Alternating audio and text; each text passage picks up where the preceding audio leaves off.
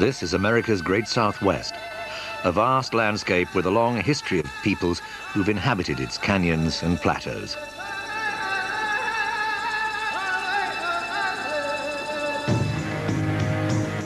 Thousands of years ago, a civilization flourished here and left ruins that are as grand and mysterious as anything that exists in North America. Great settlements, imposing cliff dwellings, and ceremonial chambers called kivos. All are attributed to the ancient Anasazi. There are people today who believe Anasazi's spirits still inhabit these great badlands. And a century ago, a gruesome discovery was made in Chaco Canyon, New Mexico.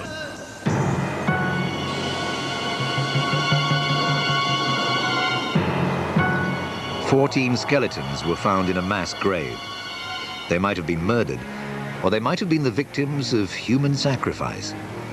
Their fate was sealed in the American West centuries prior to the arrival of any of its familiar peoples, before even the Navajo or Hopi tribes of Native Americans, at the dawn of civilization."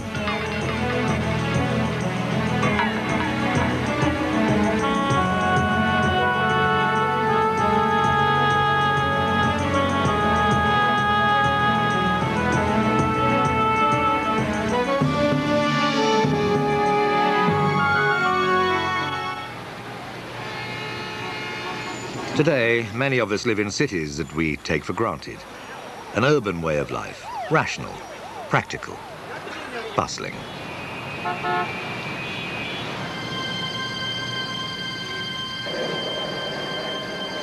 It's not easy for us to grasp a very different view of the world, in which there are spiritual cities inhabited by ancestors recalled in the traditions of storytelling among Native Americans, which fuse myth and reality. The stories may be of imaginary scenes, or they might lead us to forgotten places that did once exist.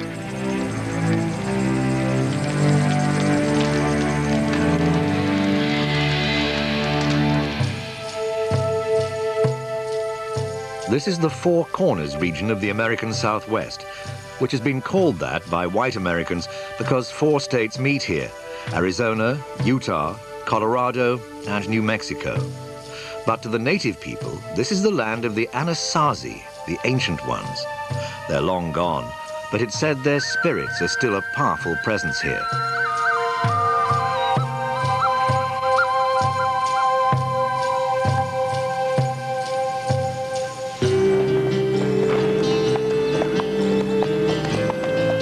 In the autumn of 1897, a rancher named Richard Wetherill was lured deep into this remote and barren land by a story about the Anasazi.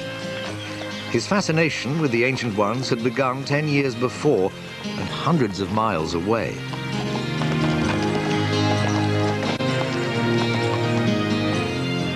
Looking for cattle which had strayed from a grazing herd, he'd made a staggering find.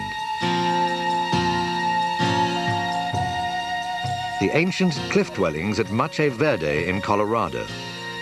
These spectacular buildings and the artifacts found here were tangible evidence of a highly accomplished civilization which had simply disappeared. Later, Wetherill found similar sites in Utah and Arizona, but all these places were, so the legend said, dwarfed by something far more spectacular.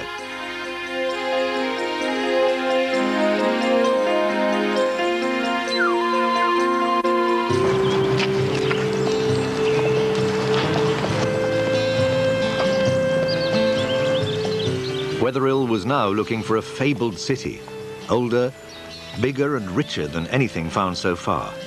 He had no maps, no specific directions, just the stories and a Navajo guide he hoped he could trust. The deeper they traveled into the desert, the more challenging their quest became.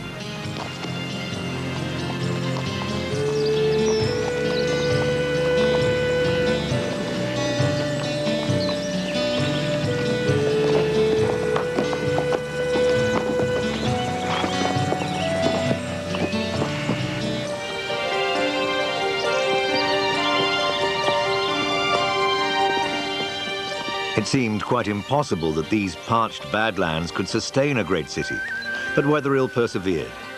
On an autumn afternoon in October 1897, he and his guide discovered a deep canyon. And there was the lost city of the legends. It was a fantastic find.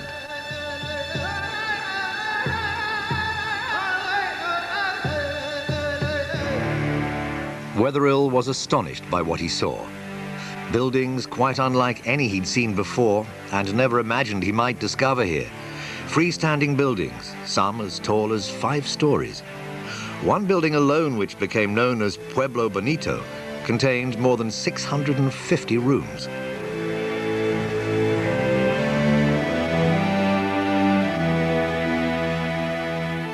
"200 yards wide, but 15 miles long, Chaco Canyon is the site of a dozen massive complexes.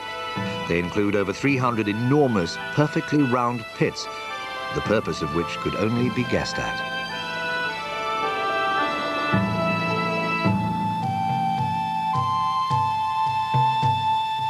The walls were covered with wonderful paintings, carvings, signs, and symbols. What they meant to the people who created them was unknown. Nothing found in all of North America has rivaled the amazing Chaco Canyon.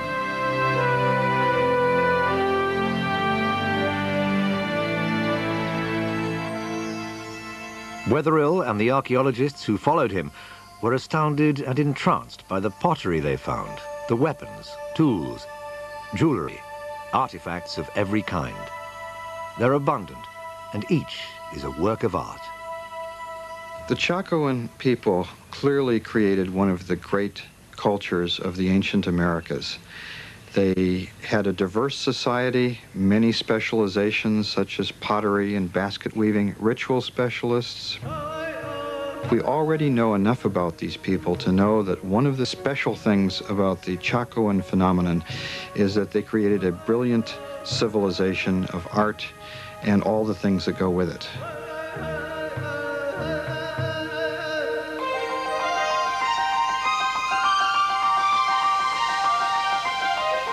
The Anasazi were fascinated by the heavens. They were sophisticated watchers of the sky. Many believe these 1,000-year-old markings record a spectacular astronomical event, a supernova. A supernova is an exploding star way out in the galaxy, but for a month or two, that single star can outshine the other 200 billion stars of the galaxy. And there's evidence from Chinese and Japanese records that on July 4th, 1054, a spectacular new star appeared.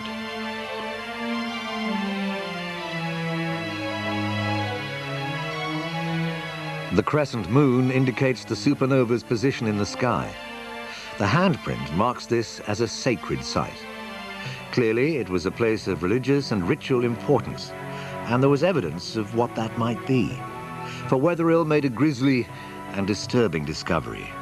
In a small room, he uncovered a mass grave containing 14 skeletons. Each was covered with exquisite turquoise jewelry. One of the figures was draped with more than 4,000 pieces of the semi-precious stone. He was almost certainly a man of high-ranking status. The other 13 were women, and the evidence clearly shows they did not die natural deaths.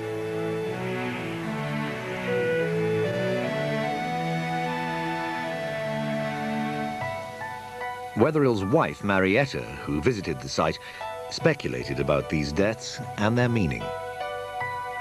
The skeletons of 13 women were lying against the wall, clear around the room, and every one had a hole in their skulls. They were his wives, perhaps, to go to the afterlife with him. The Diary of Marietta Wetherill, 1897.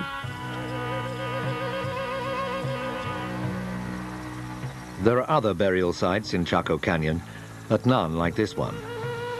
An even larger question baffled Wetherill.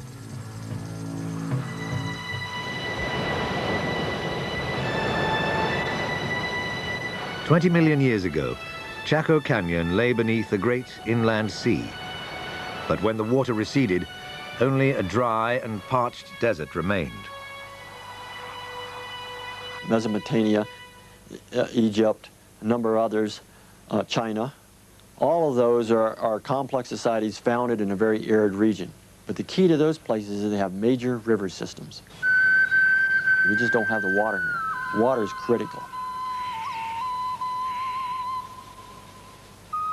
With no apparent substantial water supply, this civilization had apparently flourished.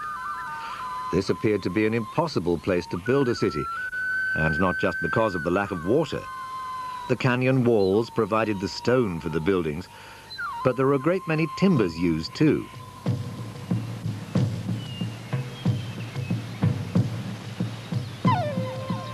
Archaeologists estimate the construction required wood from 250,000 trees, yet today the landscape is totally barren.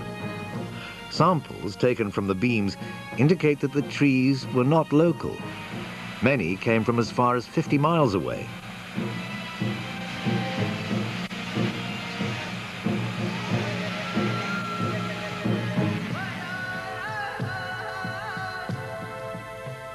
There, stone axes were used to cut and trim them.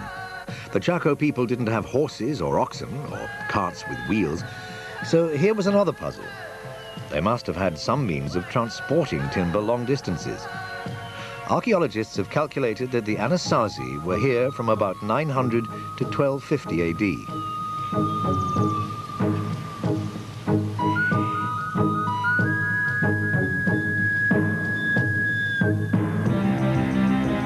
At the same time, other monuments were being built around the world. Spiraling Muslim minarets were being erected in Asia. The French completed the great Romanesque monastery at Cluny. And the magnificent Russian cathedral of St. Sophia in Novgorod was consecrated. All who visited Chaco Canyon, Wetherill, the modern discoverer, and those who followed, have been greatly moved by the ruins of the civilization that lived here, and many have sensed it's a place haunted by those who must have been forced to abandon it because a calamity of some kind had overwhelmed them. A clue to what that disaster was is to be found in a secret ceremony of the Native Americans, which they'd only once revealed to a photographer. A ceremony in which they dance with venomous snakes.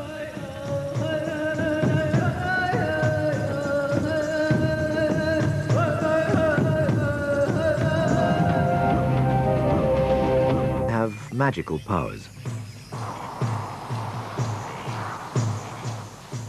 In 1925, a photographer was allowed into a Hopi Indian settlement in northern Arizona. It was a rare opportunity to capture something never filmed before or since, a ritual perhaps little changed in thousands of years.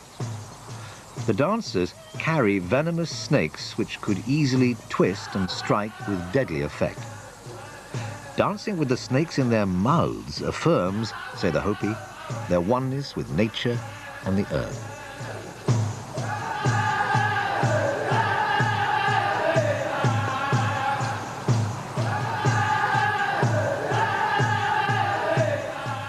A line of dancers represents antelope, whose galloping feet produce a sound like thunder when heard racing across the landscape.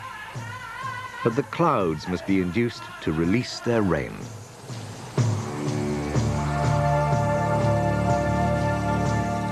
Because snakes spend their lives so close to the earth, they and they alone have the power to draw down the rain.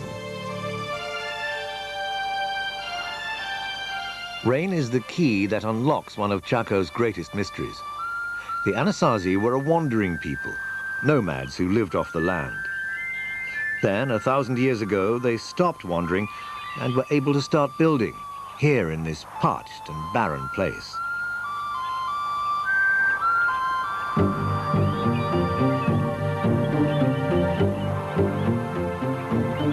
The puzzle of how they achieved this was solved by a new scientific technique, dendrochronology, the study of the tree rings in the timber used to construct the buildings at Chaco.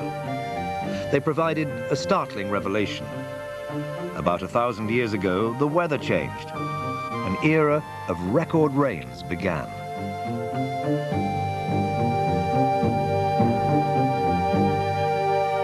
That wet period in the 900s allowed things to happen for these folks. And it could have been, given the psyche of human populations, maybe it was wet enough, and maybe for the first time they saw surpluses that they had never imagined before.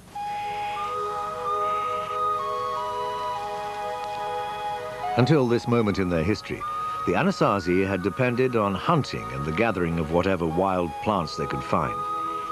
Now they could be farmers. They could grow corn, squash, beans, a dependable and abundant food supply. The ancient people of Chaco Canyon began to build an irrigation system to capture and control a water supply. Their tools were primitive, but they built monumentally. That they were able to do so with brute force is astonishing, and there's a belief that they were aided by superhuman powers.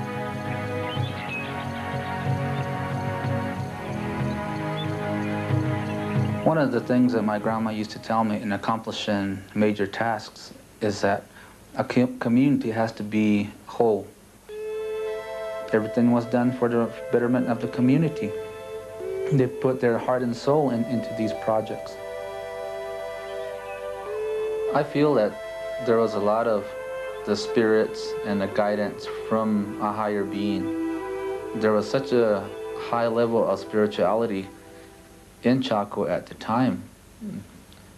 It's really not difficult for me to believe that a lot of that had to do with the preciseness of these structures and their concept of time frame, that if it took a year to build a structure, then that's what it took. The Anasazi left no written records, only the haunted ruins, cryptic imagery, and tales told by the old to the young. No more than relics and rumors.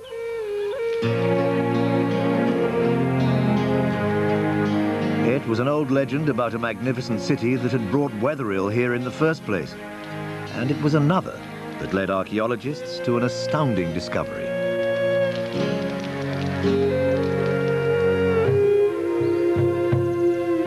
It was said that the ancient ones had an immense road system. Archaeologists found nothing more than short, narrow paths. It looked like a story exaggerated in the telling. Then, scientists began to use sophisticated new techniques of aerial observation to see beneath the surface of the landscape. A vast network of roads long obscured by sand and silt suddenly appeared. We know that the canyon itself was the heart of a world that stretched out towards the four quarters, with long, straight ceremonial roadways that run out to so-called Chaco outliers, 30 or 40 miles away in many cases. These roads were very wide, some 40 feet across, as broad as a modern city street. Some were carved into the sheer vertical cliffs of the canyon. As excavations proceeded, archaeologists began to wonder what kind of a city this was. For the number of buildings, there appeared to be very few people buried here. Only about 700 skeletons have been discovered, most of them inside the smaller houses.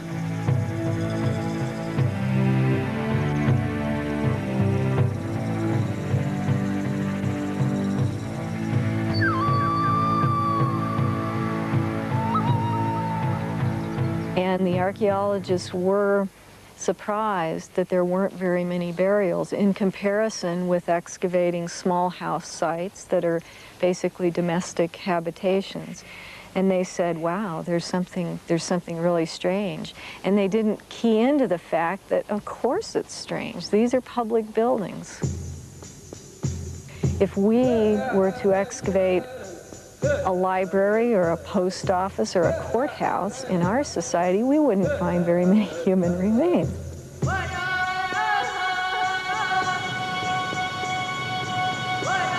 Other clues to the mystery of these buildings may lay buried just outside the canyon.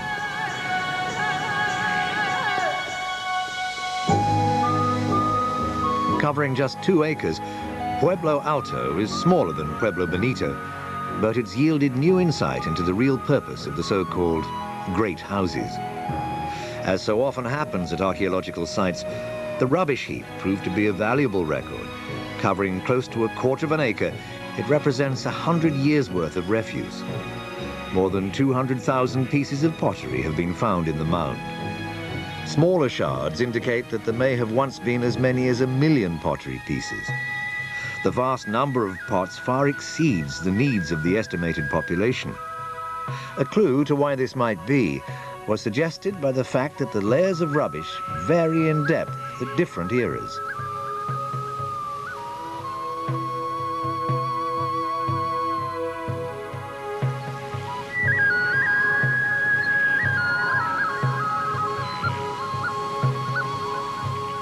There's probably some kind of ritual thing happening there at Chaco where people come together maybe once a year or something like that. They have ceremonies or some kind of event there, and then the stuff they bring with them they throw away or leave there, maybe intentionally broken and left in the trash midden.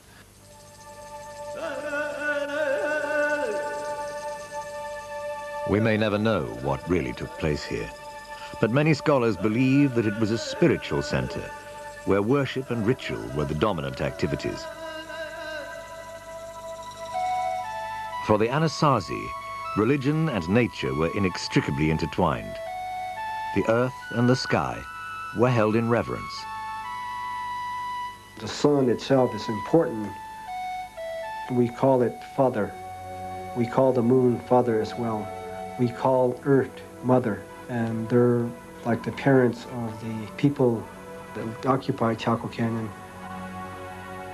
When people move around a lot, as these people originally did, and are nomads, they look at the nighttime sky. It's the one consistent element of their world as they move. But when people settle down, as these people did, now you can watch the daytime sky and you understand very quickly that cycle of the sun, which creates for you a yearly arena in which to play out your life. So that you can predict when to plant, you can predict when the light is going to almost leave the world and when it's going to return, so that you know everything is unfolding as it's supposed to.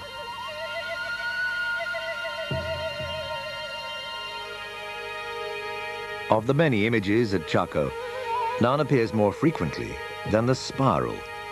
Some are tightly coiled, others are loosely drawn, but all seem to be essential elements of a profound system giving spiritual meaning to the physical world.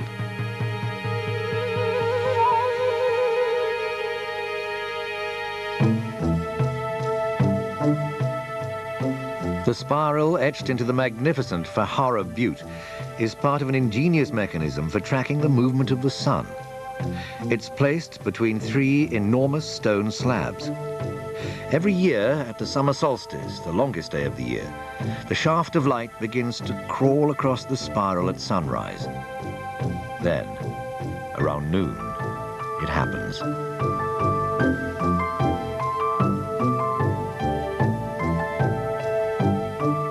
A streak, known as the sun dagger, slices directly through the middle of the spiral. A central event of Anasazi life, the full ascendancy of their father sun, has been marked. The calendar is secure. The cycle of life will prevail. Mother Earth will continue to produce.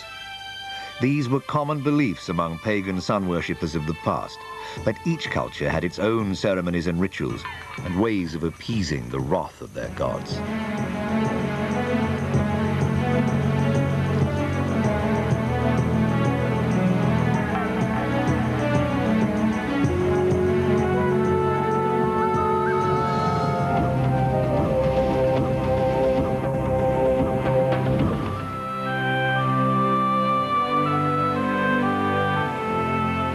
To the uninitiated, many of the structures here look forbidding, and none more so than the underground chambers called kivas, which appear vast and threatening.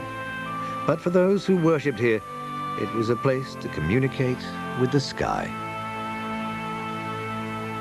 In Anasazi architecture, at Chaco Canyon, for example, many of the great kivas particularly reflect their knowledge of astronomy. And we think the circular shape reflects the view of the heavens as almost the bowl of the night sky. We also think that certain windows existed to let the sunlight in the mornings and in the evenings and shine on the wall and produce a kind of a dance or pattern that they can interpret and monitor the annual cycle.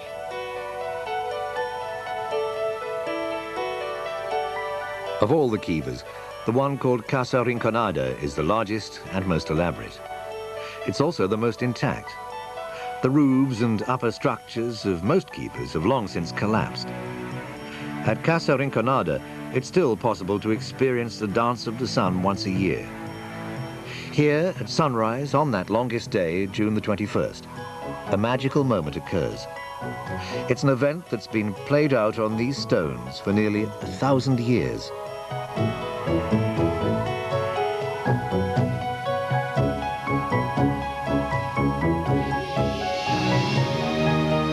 The dawn light pierces the kiva through a small window at the top, casting a golden rectangle on the wall opposite. Slowly, the shaft of light crawls along the stony face to illuminate one niche that receives no light at any other time of the year. You can imagine the darkened interior of this enclosed underground kiva, like a great silo, and the priests and other people waiting in the darkness for the dawn and the light of the midsummer sun shining through the window and illumining a niche that probably contains some image. I think we'll never know what it was. The kiva is a place of living wonder to many people. For Park Ranger G.B. Cornucopia, this is the essence of the spirit of Chaco.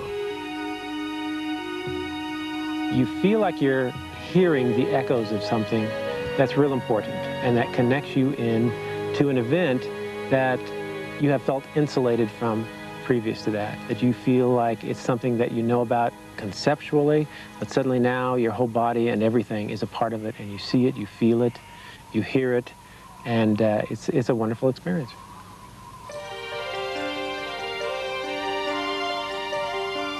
For 250 years, a civilization flourished here. But the people were dependent on what they regarded as the benevolence of their gods, who gave the rainfall they needed to survive. 1150 to 1170, very, very bad drought. And it looks like, because I would say there's a major depopulation of Chaco Canyon. Each one of those successively seems to be one of the worst they've seen, for hundreds and hundreds of years.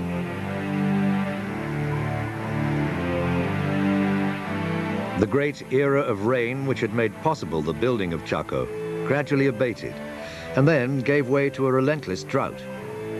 For the people who lived here, the disappearance of the rain had a religious message.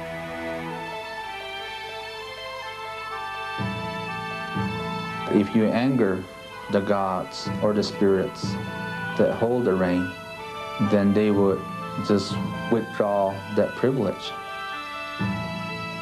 We're told that if we go into a ceremony, if we go into an activity without our whole mind, body, and soul, then our prayers might not be answered.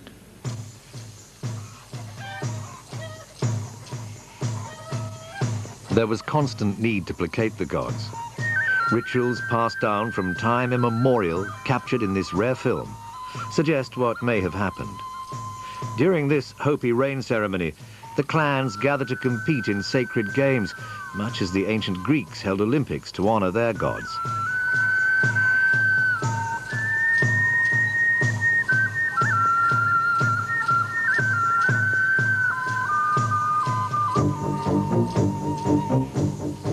Members of the snake and antelope clans raced barefoot across the desert and up the mesa.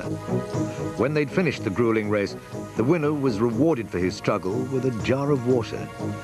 It began as a holy rite, but as the years passed, the people of Chaco perhaps developed too great a pride in winning.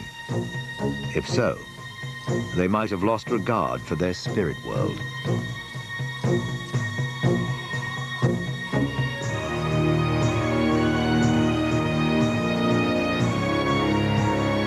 It's almost impossible for the mass to make that connection. But if one individual within that mass can make that connection, then because of that one individual, nobody knows who that individual is. But if one individual can make that true connection, then the spirits that reward such efforts will reward the Pueblo with rain. It's possible that conflict arose because a ruler or priest criticized the people, and he might be the one whose grave was found along with 13 murdered women. They might have been sacrificed to appease the gods, or they might have died violently when the social order collapsed as the drought continued. They might have been murdered.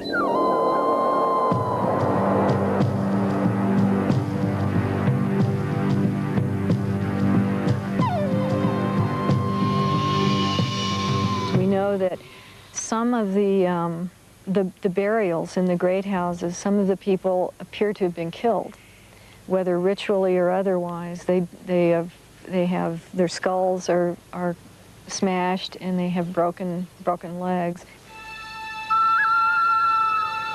The precise sequence of events is lost, but it is certain that the rains failed, the crops withered, and slowly over time, the people left Chaco Canyon. It could no longer sustain them. The Anasazi, the ancient ones, were forced to leave this great city.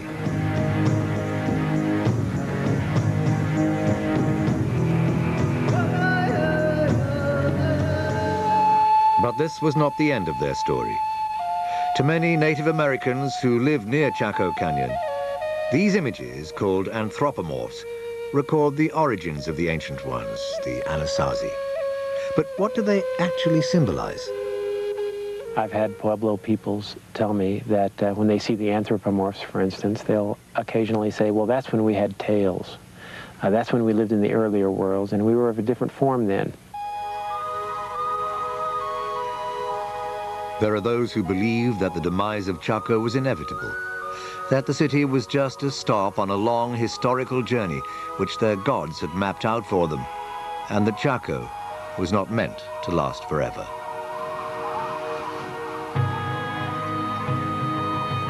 Once they got up on top, they started migrating in the southerly direction, and Chaco Canyon was about one of the stops in this migration route.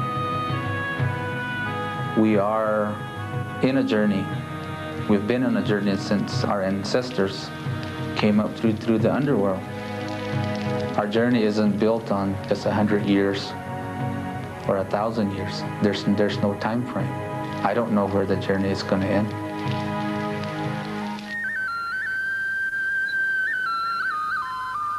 The Chaco people did not vanish.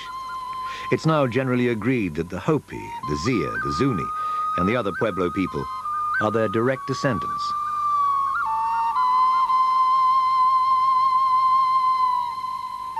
The Navajo may not be. They seem to have arrived in the area long after the Anasazi left. But Anasazi is a Navajo word, and some scholars now regret having taken it up. It's kind of a dirty word. The Hopi and other Pueblo people really hate it, but it's the word that the anthropologists have latched onto. It means something like our enemy ancestors or the enemies of our ancestors.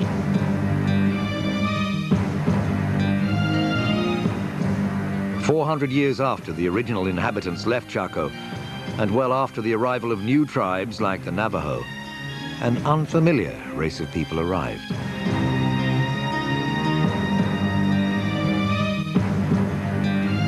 These were the palefaces, sporting beards, astride horses that were unknown in America. And these interlopers turned out to be a much greater threat than any of the dangers that had been faced before.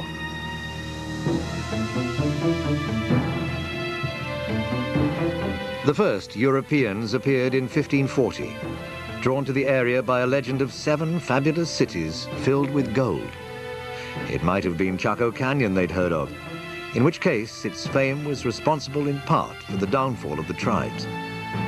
Along with their desire to plunder the riches of a new world was a mission to convert all pagans to Christianity by persuasion, or if necessary, by force.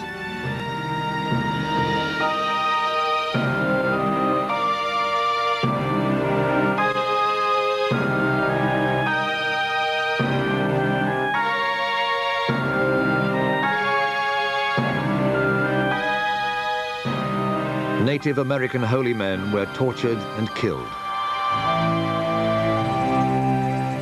Ritual objects were destroyed. Native Americans were enslaved to build missions and do other work for the white man.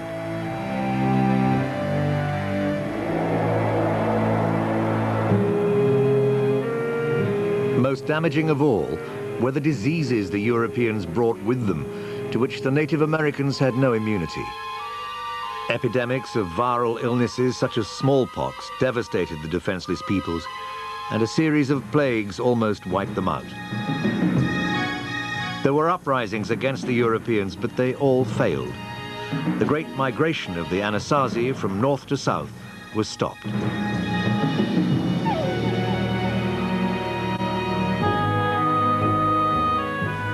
A new, and for the Native Americans, devastating concept brought by the Europeans was the idea that the land could be owned by individuals. This was just one of many new values imposed upon Native American life.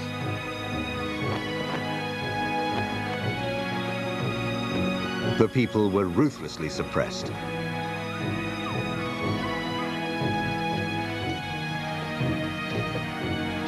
Their own language was outlawed, and they were forced to cut their hair short.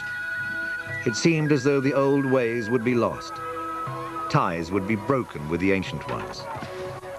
But there was Native American resistance, which took the form of rituals acted out in secret and the telling of their own legends.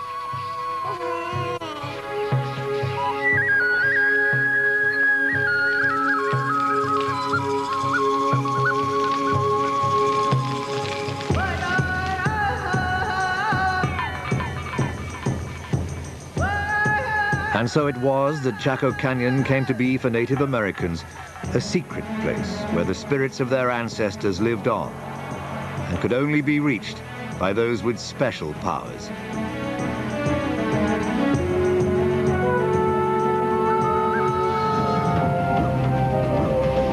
The pace of European life has long been governed by the mechanics of the clock, and a more venerable way of timekeeping by the sun and the stars has been forgotten in the modern world.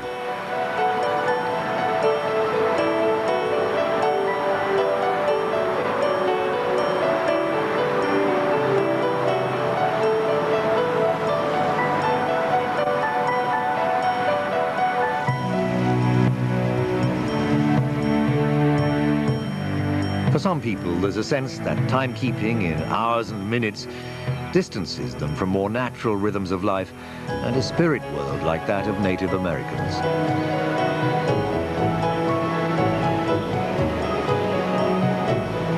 If you're going to go hunting, you have hunting spirits. If you're dancing for rain, you have spirits that assist you in making those things happen. If you're going to compose a song, it's not something that you as an individual were able to compose.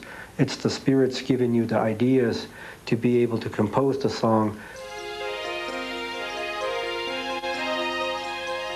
Though the industrial world generates wealth, it also appears cruelly wasteful to those who live in the belief that the natural world has a spiritual dimension. I see lawns in Rio Rancho and Albuquerque overflowing as if there's an abundance of water. Those are some of the reasons that the gods or the spirits that control the water can look down upon us, not only Native Americans, but people as a whole, and determine that we need to teach these people a lesson. They need to respect water. They need to pray for water. Only through that can we be assured that we'll be continually blessed by the spirits.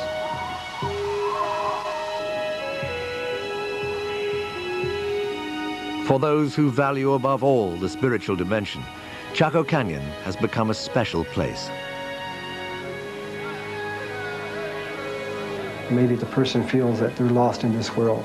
If they go to Chaco with the understanding and the hopes that they can find their identity or find their direction, if they go in body, spirit, mind, and soul, they'll be able to probably get that guidance without anybody having to speak to that person.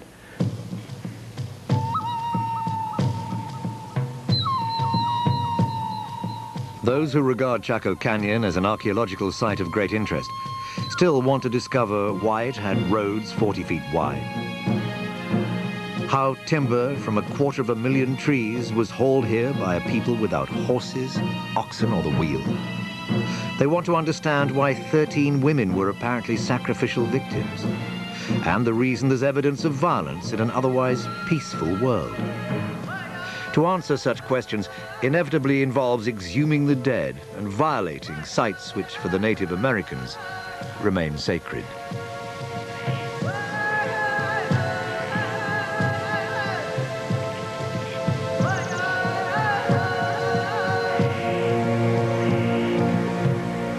We'll go to those locations. We ask permission to be there on site. We ask for forgiveness of those people that have gone before us and have excavated the site. Then we ask the spirits to continue to be the givers of good and to be the givers of life. This spot may have significance that's beyond our understanding. It might have had to do with one group of people comes here and something good happens to them, and then this place retains a value that's beyond what it does. The value doesn't preserve in the dirt, you might say. We can't dig it up and say, oh, they're here because of this.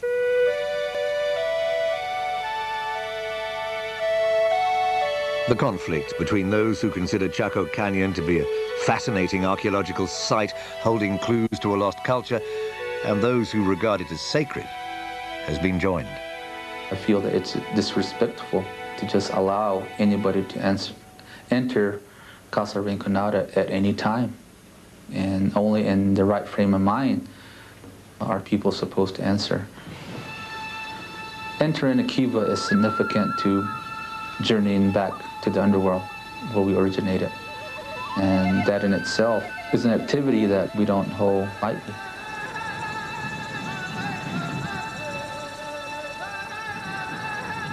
These Native Americans believed they were born deep inside the earth. In time, they came to the surface, took human form, and began a long migration southwards. Chaco Canyon and its civilization were only a stop on a much longer journey, which was halted by the arrival of Europeans. But it will be only a temporary delay.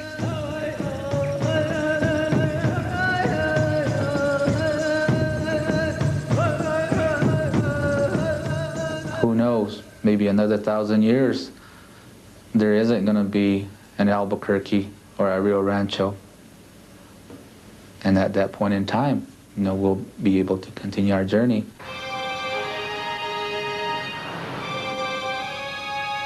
The ruins of Chaco Canyon and of all past civilizations which have faded away are testimony to the undoubted truth that no nation is immune to the forces of history, and in time will face decline and fall.